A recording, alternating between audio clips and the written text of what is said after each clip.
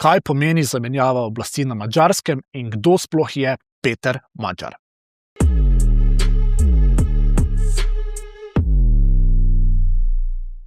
Volitve na Madžarskem so prinesle spremembo. Po 16 letih je padel Viktor Orban, iliberalni samodržec, črna ovca med evropskimi voditelji, ki je tudi v korist Moskve sabotiral odločitve Evropske unije.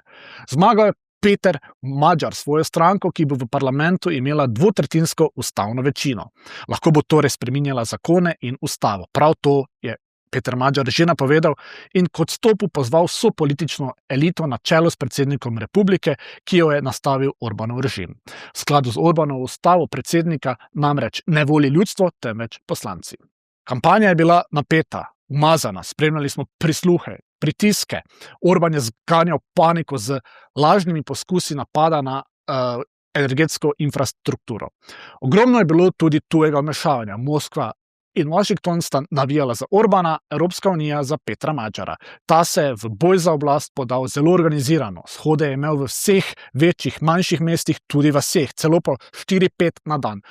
Veliko je shodoval tudi Viktor Orban, ki pa je na pomoč poklical tudi Belo hišo. Tik pred volitvami ga je namreč obiskal ameriški podpredsednik J.D. Vance, ampak Madžarske mu ni pomagal narediti spet velike. Ljudstvo je bilo odločeno, da želi spremembo.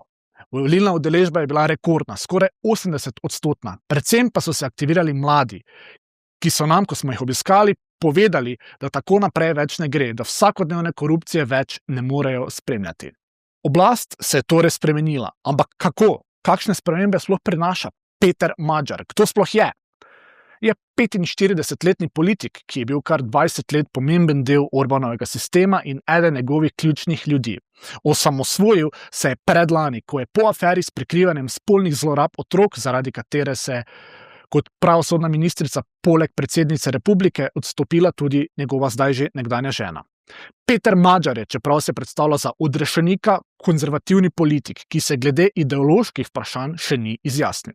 Podpira pa Ukrajino in evropsko zahodno agendo. Ljudje so njegovo zmago proslavili, šli so na ulice in plesali. Orbana torej več ni. Kakšna bo prihodnost Madžarske, pa bomo šele videli.